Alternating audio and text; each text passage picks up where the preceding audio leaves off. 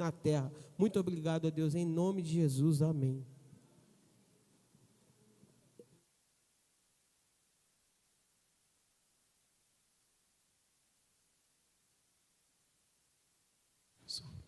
Boa noite, meus irmãos. A graça e a paz do nosso Senhor e Salvador Jesus Cristo seja com todos vocês. Amém? Quem está feliz com Jesus? Você já deu um sorriso para esse irmão que está aí do seu lado? Vê se ele já jantou.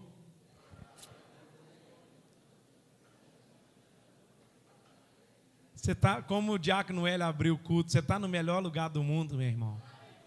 Presença de Deus, a casa de Deus.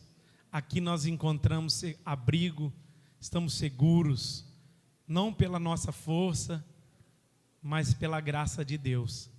Abra sua Bíblia comigo. Evangelho de João, capítulo 17. Evangelho segundo escreveu João, capítulo 17. Quero falar com vocês nessa noite sobre a essência da oração sacerdotal de Jesus.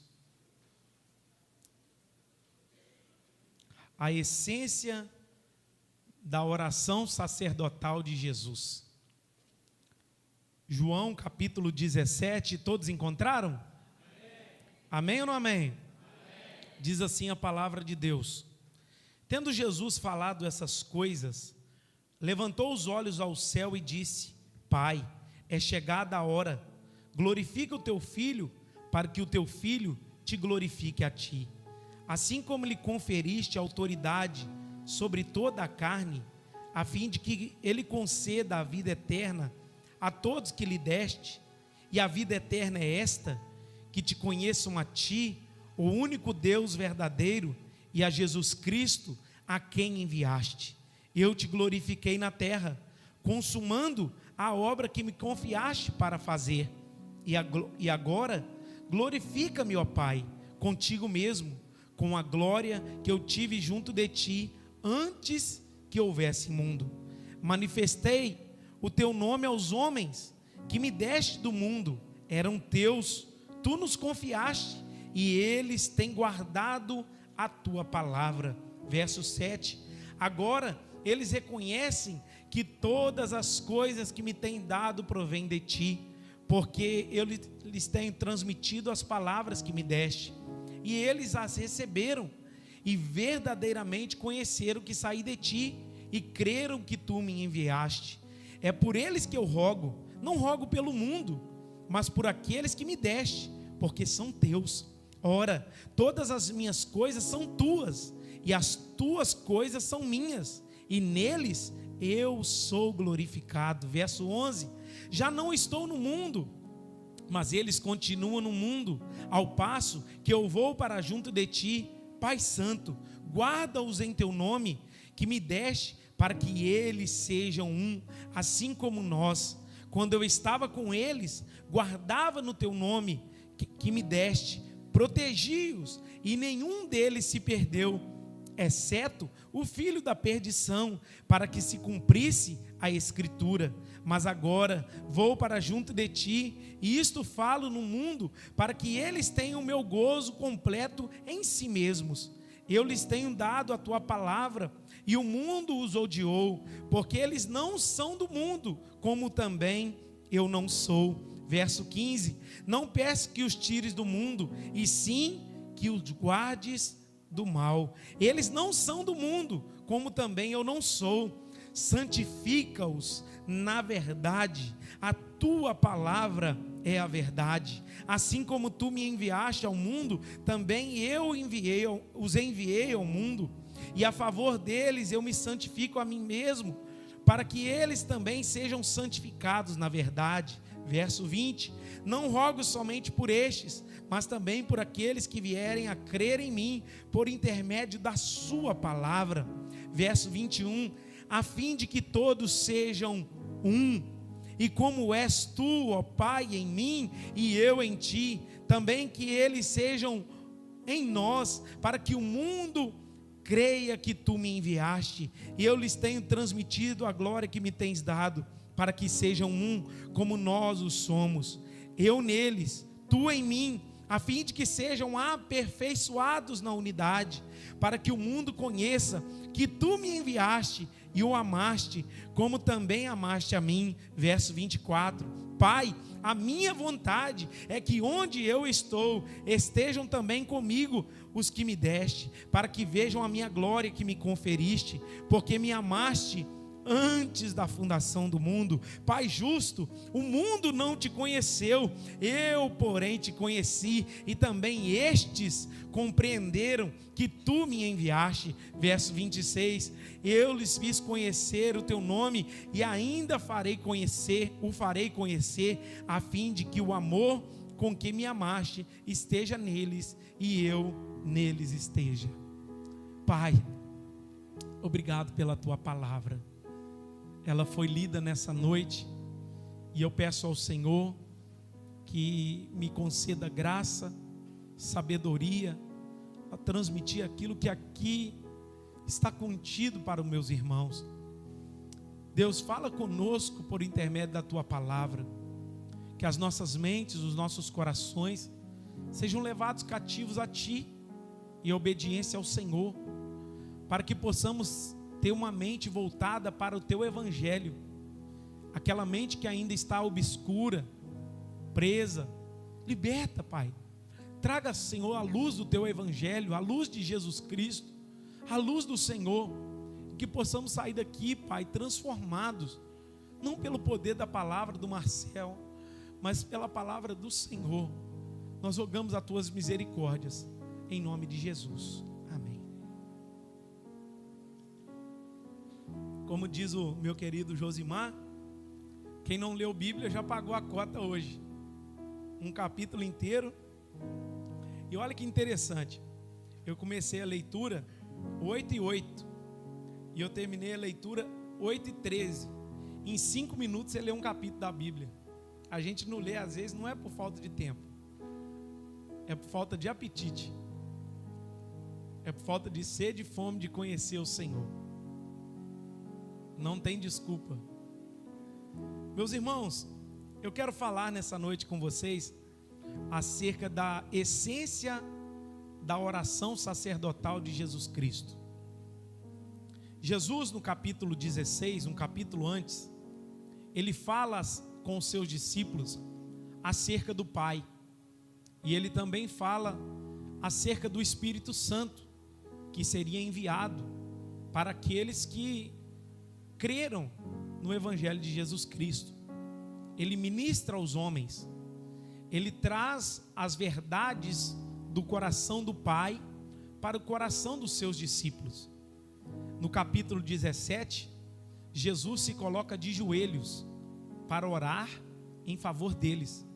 Olha que interessante, isso aqui é uma dinâmica que deve seguir todo cristão, e principalmente os ministros da palavra de Deus.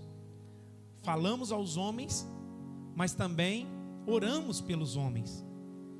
Quando falamos de Deus para os homens, nós pregamos o evangelho.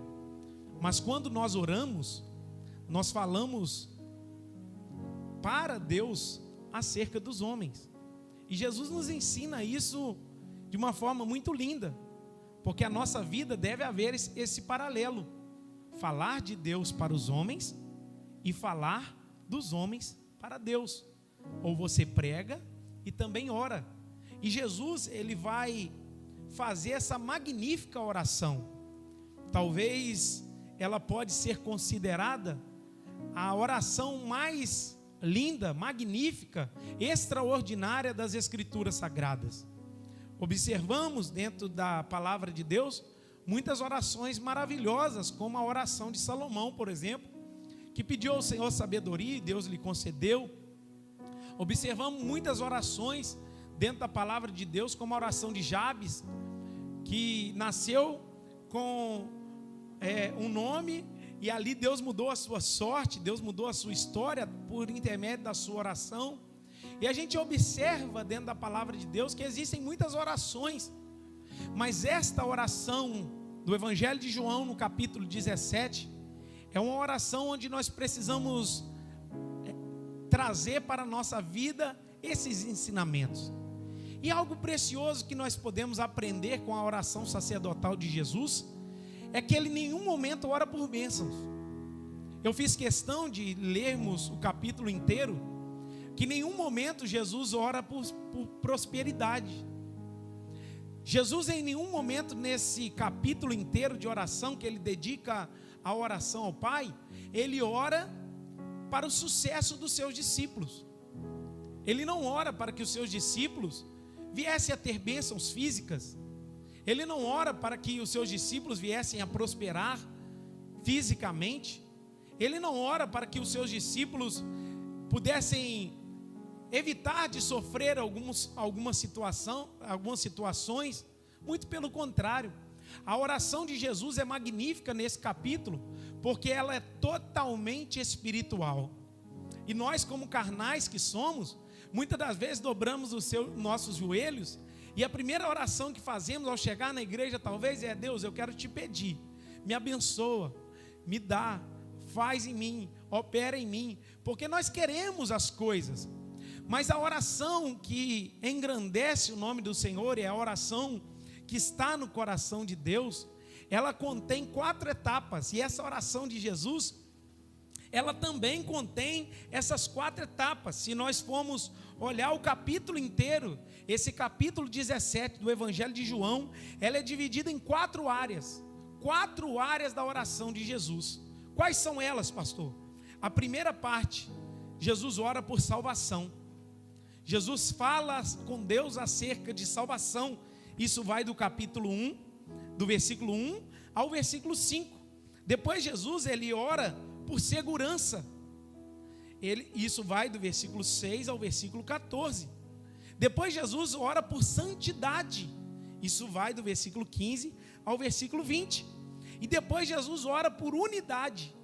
Versículo 21 ao versículo 26. E nessa oração sacerdotal, então, nós podemos perceber que Jesus fala sobre salvação, sobre segurança, sobre santidade e sobre unidade. Você não percebe Jesus pedindo bênçãos. Você não percebe nessa oração aqui Jesus pedindo qualquer coisa da terra, mas ele pede bênçãos espirituais para os seus discípulos. Em João capítulo 13, Jesus lava os pés dos discípulos, institui a Santa Ceia e ali ceia com eles. Em João capítulo 14, Jesus fala com os discípulos acerca do caminho e também promete o Consolador. Jesus, em João capítulo 15, fala com os discípulos que ele é a videira verdadeira e nós somos os ramos, e também fala acerca do propósito dele na terra.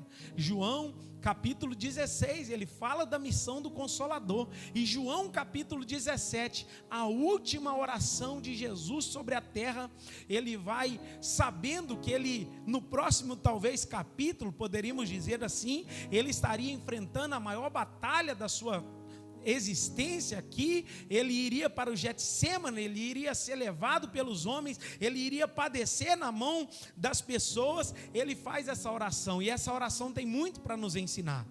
Eu quero ler com você a primeira parte dessa oração, que está no capítulo 17, do versículo 1 ao versículo 5, que ele diz assim: tendo Jesus falado essas coisas, levantou os olhos ao céu e disse, ou seja, ele orou: Pai, é chegada a hora. Fala comigo, é chegada a hora.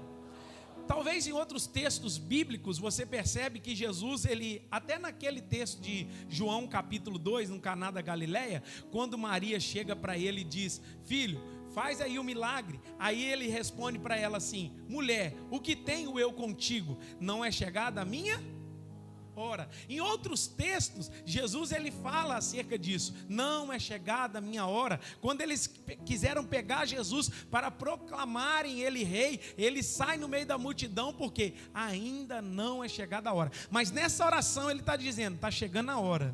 E qual hora é essa? A hora da glorificação, a hora que o Filho de Deus será glorificado. Por quê, pastor?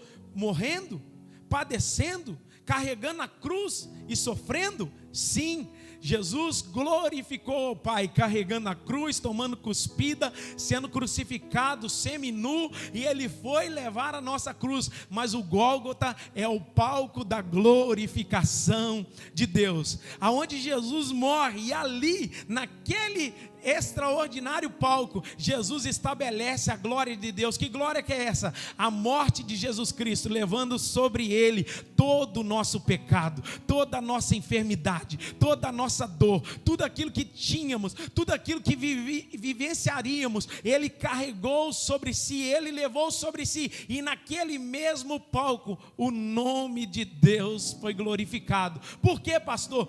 Porque a Bíblia diz que Ele vai olhar ao ser crucificado os olhos, Ele vai levantar os olhos ao céu e vai dizer: Pai, está consumado.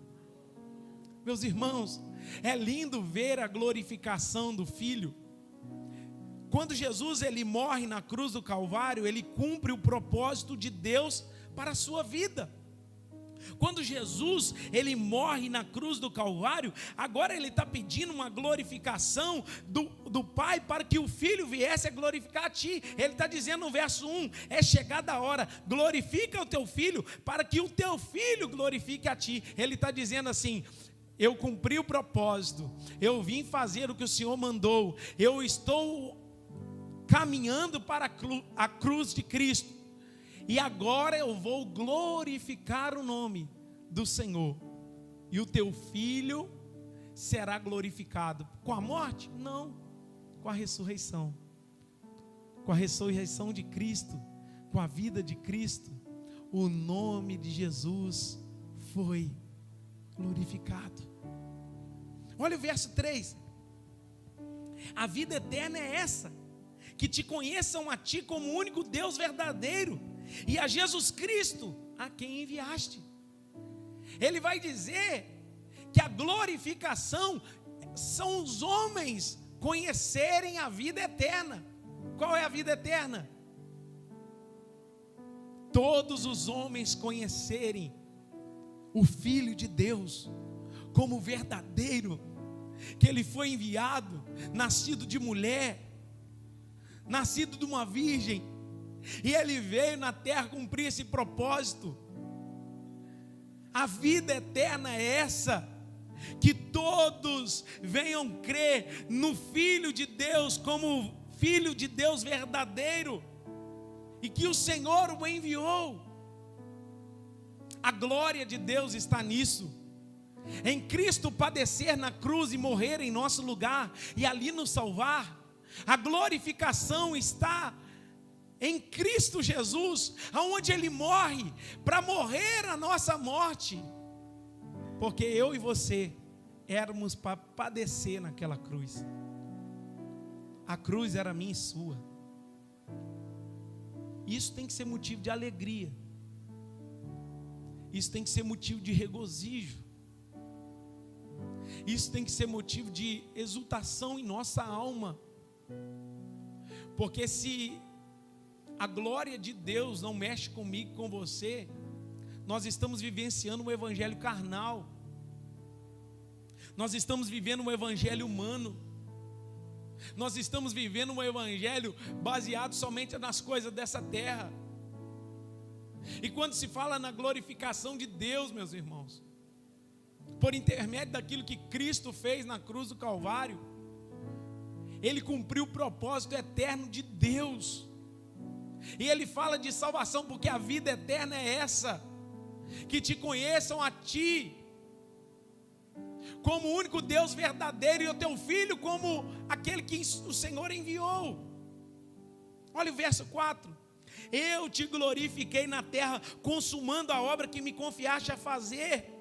Agora glorifica o Pai contigo mesmo, com a glória que eu tive junto de ti antes da fundação do mundo. Quem está fazendo essa oração, irmãos? Quem está fazendo essa oração? Jesus. Agora olha a oração dele: glorifica o teu Filho com a glória que eu tive contigo antes da fundação do mundo. Isso aqui mostra para mim e para você que Jesus não foi criado quando ele nasceu em Belém, não, irmãos. Isso aqui mostra para mim e para você que Jesus não foi uma obra do acaso, que Deus inventou ele com o pecado de Adão, não. Porque tem muitas pessoas que pensam que Jesus passou a existir quando ele nasceu de Maria, há 2023, 24 anos atrás. Não. Ele está dizendo: glorifica a ti com a glória que eu tinha contigo antes da fundação do mundo. O que é isso? Porque na criação Jesus já estava lá. Desde a fundação do mundo, Jesus Cristo é o Cordeiro de Deus, imolado pelo século dos séculos. Amém. E nós precisamos entender que Jesus ora pelos seus acerca da salvação, que é uma obra que Ele realizou. Aí do versículo 6 ao 14 é interessante nós olharmos o versículo 12, que ele vai orar por segurança. Agora olha qual a segurança que Jesus vai orar. Quando eu estava com eles, guardava-os em teu nome, que me deste, e protegi-os. Nenhum deles se perdeu, exceto o filho da perdição, para que se cumprisse a Escritura. Ele está falando assim: aqueles que o Senhor me confiou, nenhum vai se perder. Aqueles que o Senhor me deu, nenhum vai se perder. Só teve um que se perdeu, o filho da perdição. Vocês sabem quem é, né? Judas. Veio para este propósito, o filho da perdição. Aí ele está dizendo: eu rogo por eles, para que eles estejam seguros, protegidos, guardados, seguros. Olha que interessante, o primeiro tópico da oração de Jesus é acerca da salvação, e agora ele ora por segurança, para que o Senhor não venha deixar os seus servos caírem. Olha que interessante, por que então que Jesus aborda o primeiro passo sobre salvação e o segundo passo ele fala acerca de segurança? Porque só está seguro quem experimentou verdadeiramente a salvação. Eu não sei se você já caminhou na igreja e às vezes as pessoas pensam assim: eu estou com medo danado de Jesus voltar. Ih, meu Deus do céu, que medo que nós, esse negócio de fim do mundo aí, esse negócio que está acontecendo tudo isso me dá um medo. Irmão, se é lavado e remido no sangue de Jesus ou não é? Você foi regenerado ou não é? Por que você está com medo do fim do mundo? Quem tem medo do fim do mundo é porque não experimentou de fato a salvação.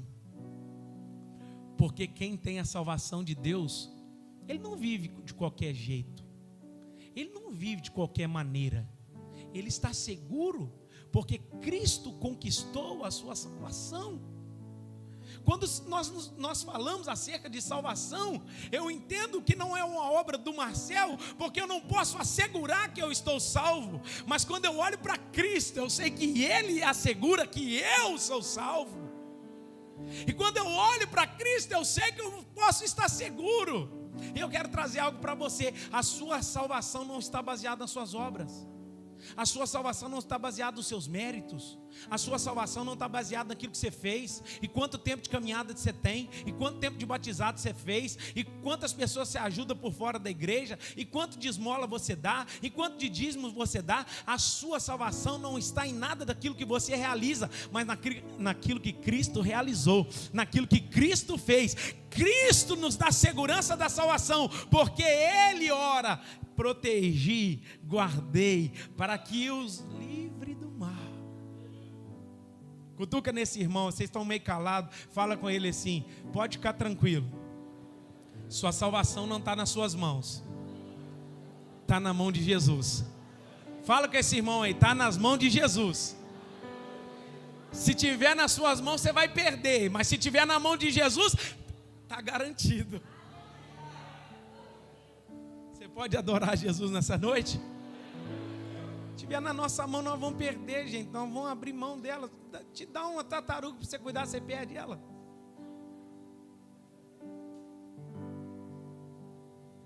Agora, qual é o sentido da oração por segurança? Versículo 14 e 15, olha que interessante. Eu lhes tenho dado a tua palavra, e o mundo os odiou, porque eles não são do mundo, como também não sou. Não peço que o tires do mundo, e sim que o guardes do mal.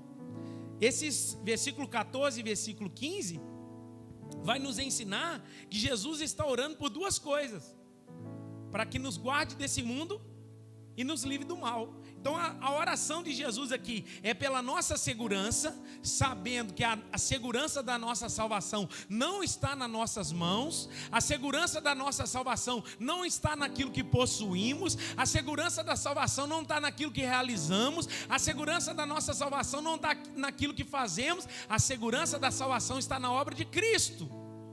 Amém? Aí ele vai orar: e os livre desse mundo maldito, livre do mal, e guarde eles. Nós precisamos ter, irmãos, não porque experimentamos a salvação de Cristo, que podemos ser relaxados e dizemos assim: eu vivo de qualquer jeito, porque eu já conheci que Cristo é o Senhor da minha vida. Não. O mundo sempre vai te assediar, o maligno sempre vai te assediar. Não é pelo fato de sabermos que a salvação não está nas nossas mãos que iremos viver de qualquer jeito. Como a Bíblia diz: não ameis o mundo, nem as coisas que no mundo há. Se alguém ama o mundo, o amor do Pai não está nele. O mundo vai nos assediar, as coisas da carne vão nos assediar, as situações da vida vão nos puxar sempre. Mas o que é que nós precisamos entender? Que se nós temos a salvação de Deus realizada em nosso coração, nós queremos estar livres do mundo, nós queremos ser guardados do mal. E é essa oração que Jesus está fazendo. Não peço que os tire do mundo, eu peço que somente guarde eles. Em muitos momentos você vai ter que receber fruto dessa oração, porque o inimigo vai vir muito forte contra a sua vida.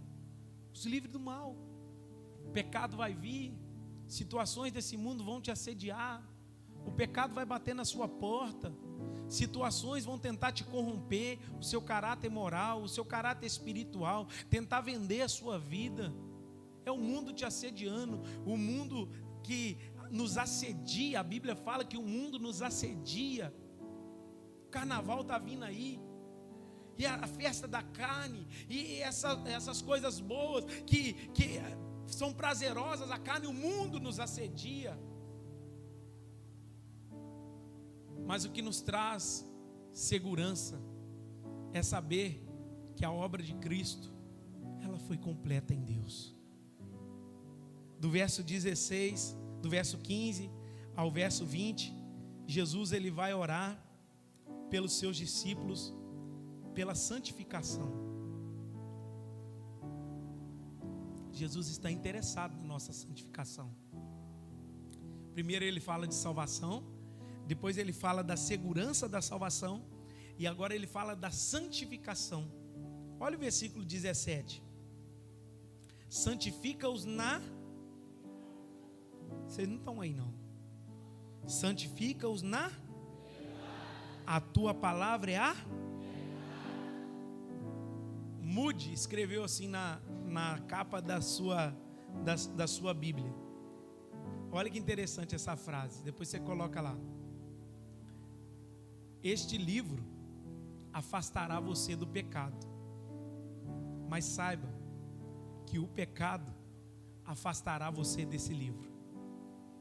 O pecado faz de tudo para você não ler a Bíblia. O diabo faz de tudo para você não ter tempo para ler as Escrituras.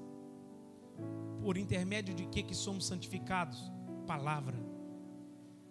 Não é culto quente, não é reteté, não é fogo puro, não é profecia, não é língua estranha, não é revelação. O que santifica o homem é a palavra, o que confronta o homem é a palavra, o que liberta o homem é a palavra.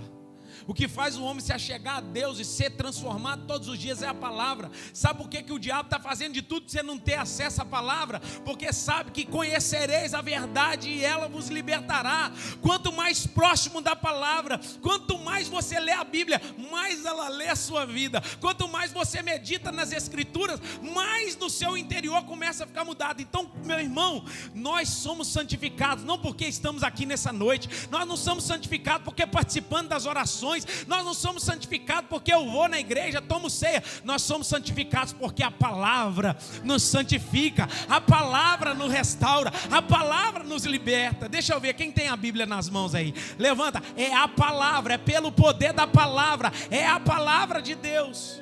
Você não tem Bíblia, eu vou arrumar uma para você. É pela palavra, meu irmão.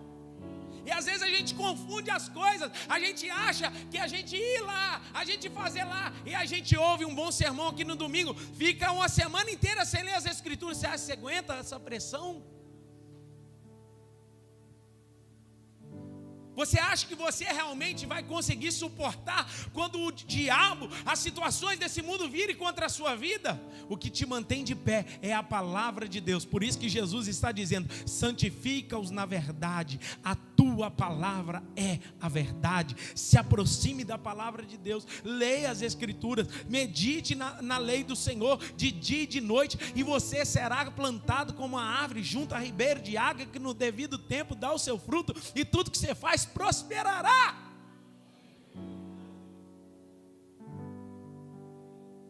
Conselho de Deus para Josué, no Josué capítulo 1. Josué estava temeroso, não sabia o que ia fazer para suceder Moisés. Ele está lá sem saber o que fazer, e agora eu vou suceder o maior homem que passou por essa terra. Aí a palavra de Deus para Josué: ser forte e corajoso, não temas.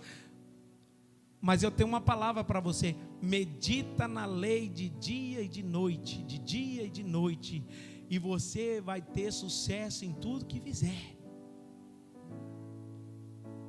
Tem senha não, não é código não, é Bíblia,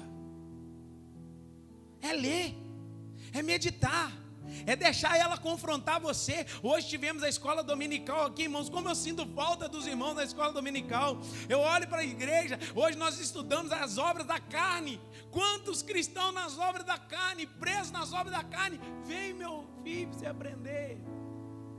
A palavra vai te confrontar. Olha que interessante, versículo 17, 18: assim como tu me enviaste ao mundo, também eu os enviei ao mundo, e a favor deles me santifico a mim mesmo, para que eles também sejam santificados aonde? Na verdade. Agora olha que interessante, Jesus, o primeiro ponto, ele usa para falar de salvação. Vocês estão aí? Jesus usa para falar o primeiro ponto de salvação. O segundo ponto ele usa para falar de segurança. E o terceiro ponto ele usa para falar de santidade. Porque é impossível você exigir a segurança da salvação e a santidade daquele que não foi salvo, daquele que não teve um encontro real com Cristo, daquele que não foi liberto. E o último ponto, talvez é o que eu quero aprofundar mais um pouquinho, que é o tema da igreja do ano de 2024, comunhão. Jesus ora por unidade. Olha que interessante, a preocupação do coração de Jesus ao orar é acerca da salvação, acerca da segurança, acerca da santidade e acerca da unidade. O que é unidade?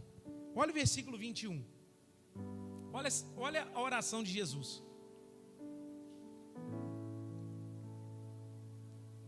a fim de que todos sejam um. Por que Jesus está orando? Olha só a preocupação do coração de Jesus: todos serem um. É interessante isso. É interessante a gente meditar acerca desse tipo de oração de Jesus, para que todos sejam um. Aí ele vai continuar: como és tu, ó Pai, em mim e eu em ti, também sejam eles em nós, para que o mundo creia que tu me enviaste. Aqui tem muitas coisas importantes.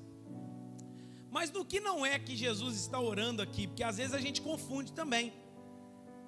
Será que Jesus aqui está orando para que todas as igrejas se unem e tenham uma igreja somente? Não. Às vezes a gente está aqui, culto batista, canta 3 louvor, faz a oração, vai para cá, eu oro e tal. Aí a gente vai um pouquinho ali na frente, já tem uma igreja pentecostal que está orando desde 6 horas da tarde, vai orar até 10 horas da noite, vai expulsar demônio e tal. Aí você vai um pouquinho ali para frente, tem os irmãos batistas, né? Estão lá num culto mais tradicional ainda. Aí tem os irmãos da Assembleia de Deus que estão num outro mover, diferente. Será que Jesus está orando para que todos sejam um, ou seja, unificar as igrejas e todas as igrejas seriam um? Não. Ele está falando da universalidade dos cristãos. Porque Deus, olha aqui, Deus sabe quem é cristão aqui e quem não é. Hoje você se encontra na Igreja Batista Reviver, Rua João Rezende, 559, centro de Miraí. Mas não quer dizer que você é igreja. Isso não comprova que você é igreja. Igreja é um conjunto dos salvos, regenerados, nascidos de novo, que estão caminhando como peregrinos nessa terra para morar no céu. Deus está falando, Jesus está orando para essa unificação das igrejas, que todo mundo tem o mesmo patamar, mesmo jeito de servir? Não. Jesus também não está falando dessa unidade aqui do ecumenismo, aonde une todas as religiões pelo amor e a verdade fica de fora. Isso é uma mentira implantada pelo diabo, porque só há unidade onde há verdade. Então como a gente vai unir pelo amor, sendo que não existe verdade em outro lugar? Não existe a exposição fiel e verdadeira das Escrituras. Ele não está falando para a gente unir todas as igrejas e a gente ser uma só igreja. Ele não está dizendo isso. Então, pastor, explica para nós o que Jesus ele está querendo ensinar acerca de estarmos unidos, de estarmos vivendo essa unidade. Repare que é uma preocupação do coração de Jesus ao orar, porque ele sabia que os seus discípulos viveriam conflitos, os seus discípulos viveriam situações difíceis, os seus discípulos vivenciariam coisas ruins. Aí ele está orando assim, ó, que todos sejam um. Por que Jesus está orando para que todos sejam um? Porque no corpo de Cristo tem um só Deus, uma só fé, um só batismo, uma só igreja, um só pastor, um só rebanho, uma só noiva e um só céu. Quando vivemos unidade aqui, nós estamos preparando para viver aquilo lá no céu. Quando caminhamos em verdade e unidade aqui, estamos dizendo assim: eu tenho diferenças, eu não sou igual ao meu irmão, eu gosto de sushi, o outro gosta de picanha, eu gosto de costela, o outro gosta de alcatra. Eu gosto de ir para a praia, não, eu gosto de ir para o mato. São diversidades que a gente vive normal dentro da igreja, e ninguém aqui é igual a ninguém. Sim ou não? Todo mundo diferente. Mas por que então que Jesus está preocupando em dizer todos sejam um? Porque ele sabia que a unidade ela tem poder. Nós estamos aqui debaixo da unidade do corpo de Cristo, nivelados, todos no mesmo patamar. Quando Deus olha lá de cima, Ele não está vendo quem tem 100 mil na poupança, quem tem 20 mil e quem não tem nada. Deus não está olhando do céu e dizendo assim: o fulano de tal chegou no carro bonito, o outro chegou no carro feio. O pastor está de terno alinhado, bonito, o outro está com a camisa debaixo do sovaco rasgada. Qual o problema nisso? Quando Deus olha para nós, aqui Ele está olhando a igreja como a sua igreja, como um só. O que Ele está dizendo? Ninguém aqui é melhor do que ninguém. Quando nós vivenciamos a unidade, ninguém na igreja é melhor do que ninguém. Ninguém é maior do que ninguém. E Jesus sabia, gente, que esse problema aconteceria nos discípulos. Se você olhar lá em Marcos capítulo 10, Estava lendo essa semana o versículo 43. Eu achei interessante que a mãe de Tiago e João chega para Jesus: Jesus, deixa eu te fazer um pedido. Fala, minha filha. Eu quero te fazer um pedido para que na sua glória um filho meu senta à sua direita, outro filho senta à sua esquerda. Aí Jesus falou assim: eu vou te fazer um pedido. Você pode beber do cálice que eu beber? Aí, sim. Vocês vão até beber do cálice que eu beber, mas sentar à minha direita e à minha esquerda não compete a mim, compete ao Pai. Qual que é o sentimento da mãe de Tiago e João e deles também? Sentimento de grandeza. Aí Jesus vai dizer: quem quiser ser o primeiro, seja este o que? Sirva. Você olha aí as multidões, você olha nos governos, aquelas pessoas que estão lá em cima estão lá para ser servidas, mas no reino de Deus é o contrário, quem está servindo é o maior. Jesus sabia que ele ia enfrentar esses problemas. Aí você olha em Lucas capítulo 22, você vai perceber uma discussão entre os discípulos. E qual a discussão deles? Quem de nós vai ser o maior aqui? Eles vão discutir entre o caminho e vai perguntar um para o outro: quem de nós é o maior? Quem de nós é aquela pessoa que vai se destacar, vai estar sempre no pedestal? E Jesus também, conhecendo o coração deles, estava ensinando para eles que ser o maior não é aquele que vai estar lá em cima. Ser o maior talvez é aquele que chegou cedo, é aquele que organizou, é aquele que limpou, aquele que foi lá passar a linha das crianças, aquele que talvez preparou o ambiente. Ser o maior não está relacionado a quem está em evidência no reino de Deus. Ser o maior não está relacionado a quem teve oportunidade ou não no culto. Ser o maior está relacionado a quem está por baixo. Esse é ser o maior no reino de Deus. Aí Jesus vai orar: sejam um. Ou seja, na igreja não tem cargos. O fulano é o semideus, o outro é o apóstolo, o outro é o evangelista, o outro é o profeta. Irmãos, quando Paulo vai citar algumas das suas características, ele vai relacionar e dizer assim: quem é o apóstolo Paulo? É só um servo por quem vocês creram. Ele não está falando assim: eu sou o apóstolo, assim, assado. E quando ele cita as suas características, ele fala assim: eu estou citando as minhas características só para uma coisa: tudo isso eu considerei como esterco para ganhar a Cristo. O que é que nós precisamos aprender? Se nós formos um, aqui na igreja não tem maior nem menor, todos estão dispostos a servir um ao outro. Aí ele vai dizer, vai continuar no versículo 21: como tu, ó Pai, és em mim e eu em ti. Olha que interessante. Ele ora na primeira parte que todos sejam um, ele nivela todo mundo. Aí ele vai dizer, na segunda parte do versículo 21, ele vai dizer: como tu, ó Pai, és em mim. Por que ele está dizendo isso? Na Trindade há discussão? Na Trindade há desavença? Na Trindade há conflito? Na Trindade há assim, o Jesus olhando para Deus como menor, dizendo assim: não, eu sou o filho, então eu sou o menor. A gente teve até uma discussão com a pessoa, tentando ensinar lá na célula a respeito disso, que ela falou que Deus está acima de todos, Jesus é o menorzinho, o Espírito Santo é o menorzinho ainda. E a gente tentando ensinar que não é assim. E como é que se ensina isso? O ovo tem gema, clara e casca, tudo é ovo. A água com gás e a água sem gás, tudo é água. O que vai modificar é a forma, mas é a água, a mesma essência. Quando a gente olha Pai, Filho, Espírito Santo, é o mesmo, na mesma essência. Então não há conflito lá na Trindade. Porque Jesus tem um nome que está acima de todo no nome. O Espírito Santo trabalha lá na terra, mas eu estou aqui no céu. Então um é maior. Não existe conflito na Trindade. Vocês estão aí, gente? Está dando para entender o que eu estou falando?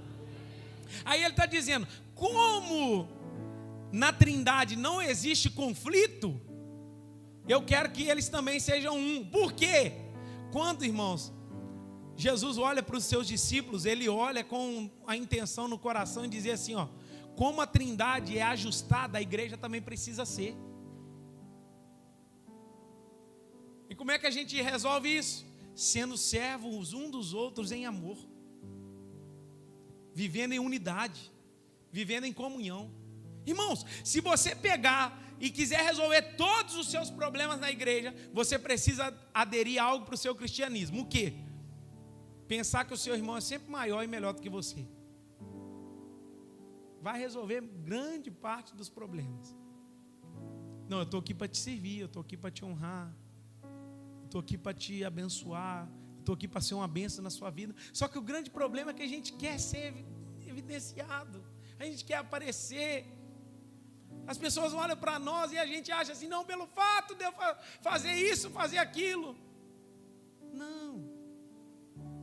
Como não há conflito na Trindade, no cristianismo também não pode ter conflito. Nós precisamos considerar uns aos outros superiores a nós mesmos. Nós estamos aqui, irmãos, para ser servos uns dos outros.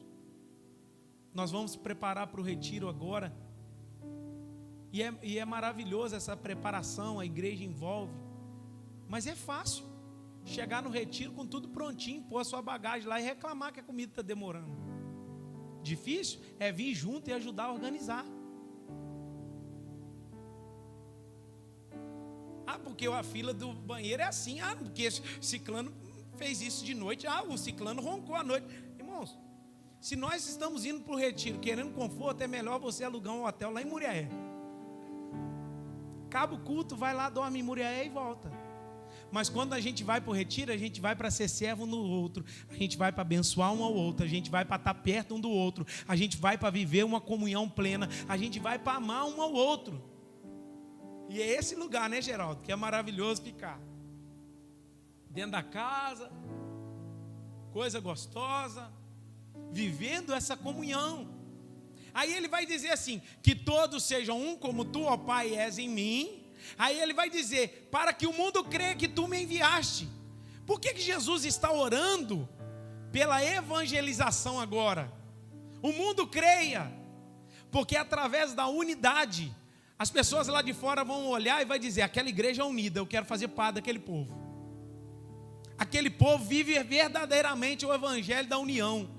Eu quero fazer parte desse povo. Você já viu as pessoas talvez olhar lá do lado de fora e dizer assim, não, mas aquela igreja tem uma brigaiada danada, o fulano fala mal do ciclano, o ciclano fofoca do outro, o ciclano fala disso, e está uma brigaiada danada. Jesus está dizendo assim, ó, que todos sejam um, como tu, ó Pai, és em mim, para que o mundo creia que tu me enviaste. Ele está orando assim, ó, quando a igreja viver a unidade verdadeira, as pessoas lá de fora vão olhar e vão dizer assim, eu quero fazer parte daquele povo, porque aquele povo vive a verdade, vive a palavra e está caminhando para o céu. Quando nós caminhamos na verdade, estamos vivendo a unidade, é o ano da comunhão, precisamos fazer jus a este tema, em olhar uns aos outros, e se compadecer uns dos outros, e estar perto uns dos outros, e amar uns aos outros, e honrar uns aos outros. É isso que Deus está nos chamando para viver nesse tempo. As pessoas lá de fora vão olhar para nós e vai dizer, ali tem um povo unido. Se tem alguém chorando, todo mundo está chorando. Se tem alguém se alegrando, está todo mundo se alegrando. Se tem alguém passando dificuldade, todo mundo está junto. Por quê? Por causa da união. A unidade é um instrumento de evangelização. Quando o mundo lá fora vê as brigas e contendas e guerras e discussões que existem dentro da igreja, será que eles querem converter? Eu não vou lá para o meio daquele povo, não. Aquele povo está se matando lá dentro. Aquele povo não se ama, como é que eles vão me amar? E às vezes a gente vai com sorriso amarelão, ó, que bom que você está aqui. Aí o irmão do lado está quase matando ele. Será que é essa evangelização que Jesus espera de nós? Não. Agora, olha que forte. A gente entende que Jesus nos ensina, ide por todo mundo e pregar o evangelho a toda. Mas aqui ele está dizendo, se vocês forem um, vocês não precisam nem pregar. O mundo vai crer. Então, pela unidade, o nome de Jesus será glorificado. Você imagina a igreja toda indo para a oração. A igreja toda servindo ao Senhor, a igreja toda envolvida na obra. Vai no evangelismo lá no Jacaré, vai toda a igreja. Vai para o retiro, vai toda a igreja. Vai para uma festa de confraternização, churrasco, vai toda a igreja. Vai agora para o monte, vai toda a igreja. Vai jejuar, vai toda a igreja. As pessoas estão olhando isso. Será que nós estamos esticando um pouquinho para ir? E eu encerro ministrando ao seu coração o que poderia ser a unidade, para você entender. O que é a unidade? Imagina uma plantação de batata inglesa. Você chega naquela plantação, existem batatas de todas as formas. Existem batatas grandes, existem batatas pequenas, existem batatas limpas, existem batatas sujas, existem batatas que elas estão com um carocinho de bicho, e existem batatas maravilhosas. O agricultor vai lá e faz a colheita daquelas batatas. Todas são batatas. Ele ensaca aquelas batatas em sacos de 50 quilos.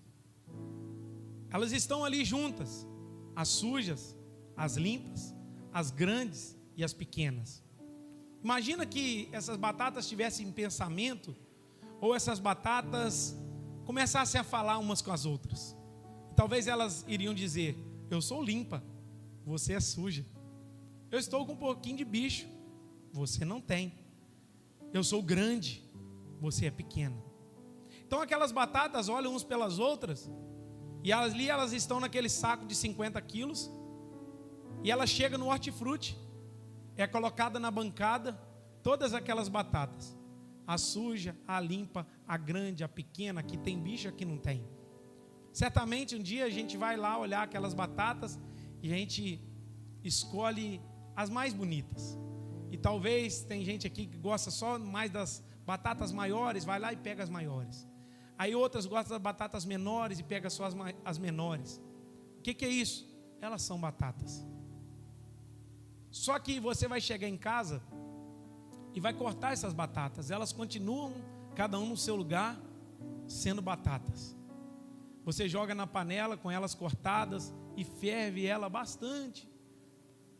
E pensa que depois de fervidas, essas batatas, ao tirar, elas estão bem molezinhas. E você vem com um garfo e aperta todas as batatas. Apertou a batata grande, apertou a batata pequena, apertou a batata suja, apertou a batata limpa. É interessante a gente olhar. Depois que essas batatas estiverem todas amassadas, nós fazemos o quê? Um purê de batata. Unidade não são as batatas em cima de uma bancada. Unidade não são as batatas que estão limpas, grandes e pequenas, diferentes uma das outras. Unidade é o purê de batata. Que Jesus nos ensine a viver assim. Tem grande, pequeno, mas quando amassado, se torna um só. Que o Senhor nos leve a viver esse tempo. E que nós, como Igreja Batista Reviver, sejamos um purê de batatas verdadeiro para impactar esse mundo. Fique de pé no seu lugar.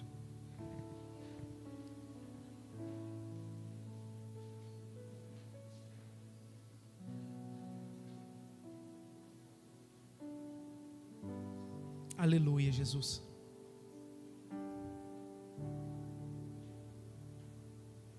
Eu quero orar nessa noite para que possamos ter esse coração na unidade, viver verdadeiramente um purê de batata. Talvez Jesus vai te amassar, mas você vai aprender a ser um só. Quando estamos amassados, tudo igual. E é isso que talvez Jesus deseja fazer conosco, nos levar a viver essa unidade. Feche seus olhos. Pai, eu quero te agradecer pela exposição da tua palavra em nossos corações. Quero te louvar, porque o evangelho foi pregado nessa noite. Quero bendizer ao Senhor por cada irmão, cada vida, cada coração que adentrou essa casa nessa noite, que precisa de Ti. Eu oro, Senhor, para que a salvação do Senhor se manifeste no coração de todos os homens. Que nós possamos estar seguros, não nos nossos méritos e nas nossas obras, mas seguros naquilo que o Senhor realizou na cruz do Calvário. Eu oro também para que a Tua palavra nos limpe, nos santifique. Senhor, que a Tua palavra gere em nós esse desejo autêntico, Pai, de santificação. E que a Tua igreja entenda, Pai, que talvez hoje ainda poderemos ser batatas, mas poderemos nos tornar um purê, um só. Unidade é esse purê, Pai. Nos ensina a sermos um, nos ensina a caminhar lado a lado com nossos irmãos em unidade, amando um ao outro, honrando um ao outro, servindo um ao outro, no temor do Senhor. Eu quero pedir ao Senhor, que o Senhor libere sobre a Tua igreja esse tempo de comunhão, Pai, falando aos corações, ministrando sobre os Teus filhos, ó Pai, a Tua vontade, e que o Teu nome seja, ó Deus, glorificado. É essa oração que faço a Ti, em nome de Jesus, amém. Que o grande amor de Deus Pai, a graça salvífica de nosso Senhor e Salvador Jesus Cristo, a doce comunhão e consolação do Espírito Santo de Deus, seja com todos vocês e com todo o povo espalhado sobre a face da terra. E a igreja diz: amém. Deus abençoe, aplauda ao Senhor e cumprimente seu irmão com a paz do Senhor.